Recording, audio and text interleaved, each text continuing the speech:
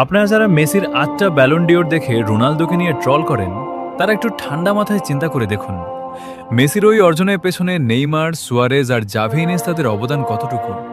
ধরতে গেলে তো ওটা একটা মেশিনের মতো সেট করা টিমের সাফল্য। কিন্তু আমাদের CR7-এর যা কিছু আছে সব তার নিজের ঘাম ঝরানো অর্জন।